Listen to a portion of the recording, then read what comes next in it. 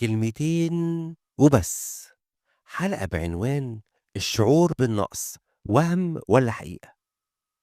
عمرك حسيت إنك أقل من اللي حواليك، أو إنك مش كفاية، أو إن في حاجة في شكلك أو أسرتك أو حياتك مخلياك حاسس بالنقص أو بالقلة؟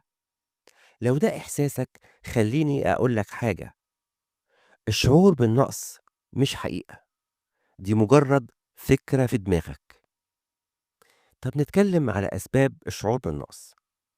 الشعور ده مش بيجي من فراغ، بيبدأ عادة في الطفولة بسبب الصورة الذاتية اللي بتتكون من كلام الناس عنك.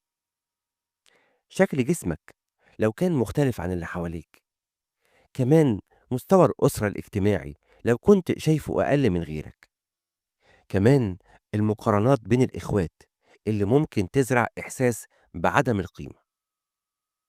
طب السؤال المهم: إزاي تتخلص من الشعور بالنقص؟ الحل بسيط، لكنه محتاج تدريب. أول خطوة: الإيمان الحقيقي مش بس بالكلام، لكن بالتطبيق الفعلي. بمعنى، ساعات بنحتاج للصلاة العميقة مش الصلاة السطحية. عارف الفرق بين الصلاة العادية والصلاة العميقة؟ لو مشكلتك صغيرة ممكن تكفيها صلاة عادية، لكن لو مشكلة كبيرة محتاج تغوص بصلاتك لعمق مخاوفك وشكوكك. كل ما المشكلة تكبر، كل ما لازم صلاتك تبقى أعمق. الحاجة التانية، عشان نتخلص من الشعور بالنقص محتاجين تغيير طريقة التفكير. اللي بيملى دماغه بأفكار سلبية هيفضل يفكر بطريقة سلبية. الحل: املأ عقلك بحضور الله، ده لوحده كفيل إنه يغير تفكيرك، وبالتالي يغير مشاعرك وسلوكك.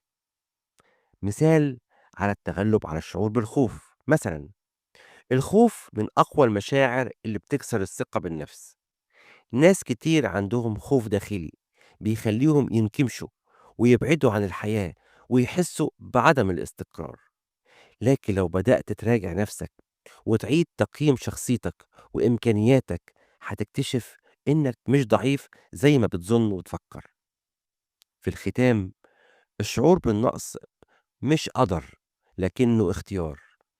نقول تاني: الشعور بالنقص مش قدر، لكنه اختيار.